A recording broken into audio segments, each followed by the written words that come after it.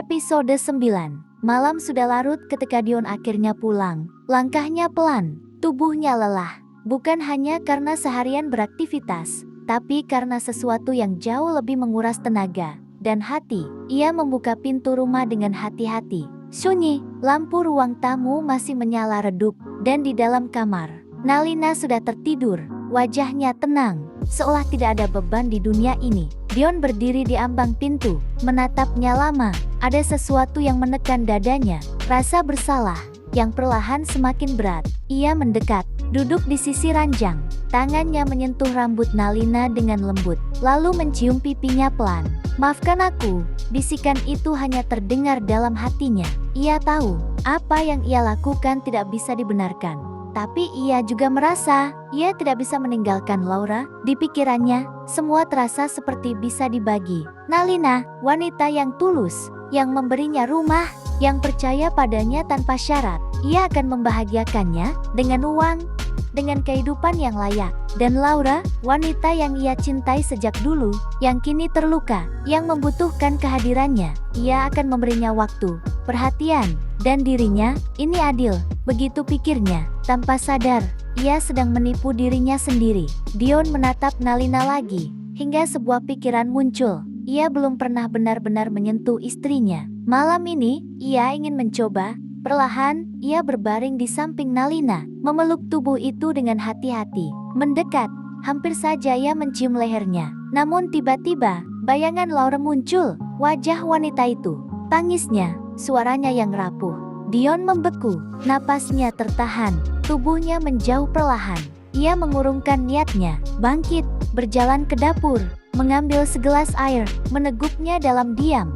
Hingga akhirnya, ia memilih tidur, tanpa menyentuh Nalina. Sekali lagi, pagi buta, dapur rumah itu sudah hidup. Nalina berdiri di sana, dengan apron sederhana, tangan yang masih sedikit gemetar, namun penuh semangat.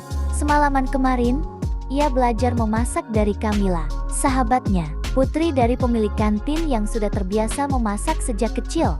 Hari ini, Nalina mencoba ayam goreng, telur dadar, sup hangat, dan sambal kecap. Masakan sederhana, tapi penuh usaha. Saat Dion keluar dari kamar, aroma itu langsung menyambutnya. Ia terdiam, melihat Nalina yang sibuk menata meja. Hatinya kembali terasa sesak. Ia mendekat, memeluk Nalina dari belakang. "Sayang, kamu bisa masak," suaranya pelan. Ada rasa haru di dalamnya. Nalina tersenyum. "Aku belajar kemarin, sama Camilla." Dion tersenyum tipis. "Kamu tidak perlu melakukan ini. Nanti kalau aku sudah gajian, kamu bisa beli apa saja." Nalina menggeleng. "Aku ingin melakukannya. Sederhana, tapi tulus." Dion menatap tangannya. "Ada plester kecil di sana. Tanganmu kenapa?" Nalina sedikit kaget. "Tidak apa-apa, cuma tergores sedikit." Dion terdiam, lalu mencium pipinya. "Terima kasih. Aku akan bekerja keras." Nalina tersenyum lembut. "Aku tahu." Mereka duduk sarapan bersama. Untuk pertama kalinya, suasana terasa seperti keluarga. Namun belum sempat kehangatan itu bertahan lama. Marta keluar dari kamar.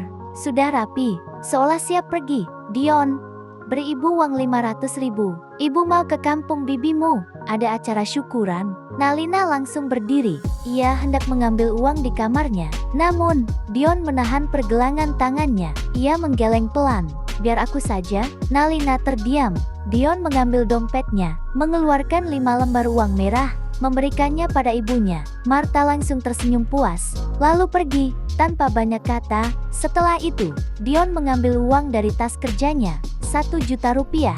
Ia menyodorkannya pada Nalina. "Sayang, ini untuk belanja." "Maaf baru segini." Nalina tersenyum. "Tidak apa-apa, uangku masih ada. Kalau kamu butuh, pakai saja dulu." Dion menggeleng. "Tidak, aku masih punya." Ia memeluk Nalina sekali lagi. Sebelum berangkat kerja, di jalan, Dion mengendarai motornya dengan perasaan aneh. Bahagia, karena memiliki istri seperti Nalina, yang tulus, yang tidak menuntut, yang selalu mendukungnya. Namun di sisi lain, ada rahasia besar yang ia simpan. Rahasia yang bisa menghancurkan semuanya. Tapi ia yakin, Nalina tidak akan pernah tahu. Ia akan menjaga semuanya, menyembunyikannya dengan rapi, selamanya. Namun, ia tidak sadar bahwa kebohongan sekecil apapun akan selalu menemukan jalannya untuk terungkap, cepat atau lambat. Dan saat itu terjadi, segalanya tidak akan pernah sama lagi, bersambung.